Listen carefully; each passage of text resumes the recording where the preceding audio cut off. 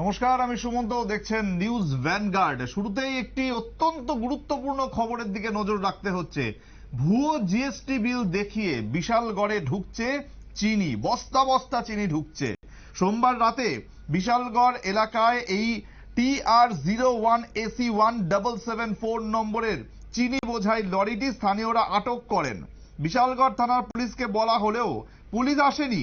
গাড়ির চালক বলছে নিচের বাজারের নবজিতের গুদামে চিনি তিনি নিয়ে আসেন, অথচ জিএসটি বিলে নাম লেখা আব্দুল রহমান। চালক বলছে মালিকের নাম নবজিৎ, অন্যদিকে বিলে লেখা 35 বস্তা চিনি, কিন্তু গাড়িতে রয়েছে 319 বস্তা চিনি। এবার তাহলে কোথায় গলদ? কি সব দিক থেকে ভুয়ো থাকা সত্ত্বেও পুলিশ কেন কোনো ভূমিকা পালন করছে না, তা নিয়ে কিন্তু প্রশ্ন উঠছে। কালোবাজারিরা ফের সক্রিয় হয়ে উঠেছে এবং বিশালগড়ের এই ঘটনায় ধৃতরাষ্ট্রের ভূমিকায় স্থানীয় পুলিশ প্রশাসন।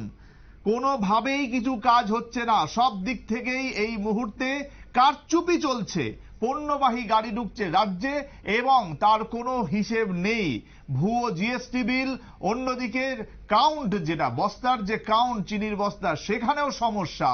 এত সমস্যা থাকা সত্ত্বেও পুলিশ কিন্তু একেবারে ধৃতরাষ্ট্রের ভূমিকায়, যাকে বলা যায়, মানে দেখেও দেখছে না, কানে শুনেও শুনছেন না তারা।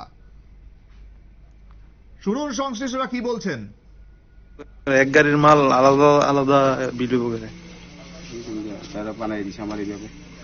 বিল তো একটা হওয়ার কথা না। 16টা কাগজ আছে। আগরতলা যে পার্টি পাঠাচ্ছে কাগজে আছে, চালানটাও আছে আমাদের। আচ্ছা, টোটাল কত প্যাকেট আছে গাড়িতে? 19 প্যাকেট, 319 প্যাকেট আছে। 319।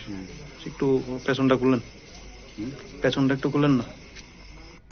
কোন থেকে আনছেন? হ্যাঁ, কোন থেকে আনছেন? আগরতলা থেকে। কত বস্তা আছে? 360 প্যাকেট, 319 প্যাকেট। চিনিগুলোর জিএসটি আছে নি? জিএসটি তো কাগজ তো আছে। আগরতলাতে কোনখানে যাবো? বিশালগড়। কোন মালিকের কাছে? মালিকের নাম তো কোথাও পাই। নবজিৎ। আচ্ছা, আপনার যে একটা আমরা জিএসটি দেখলাম 35 প্যাকেটের শুধু জিএসটি আছে, কাগজ তো আরো আছে।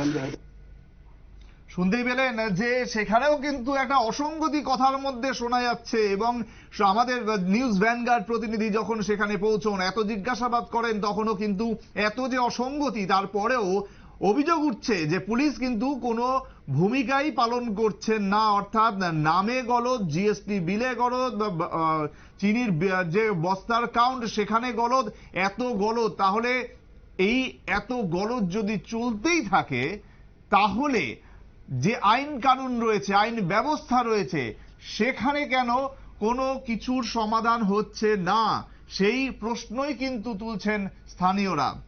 এই ধরনের আরো গুরুত্বপূর্ণ খবরে আমরা থাকবো, তবে সময় একটা ছোট্ট বিরতির, সঙ্গে থাকুন।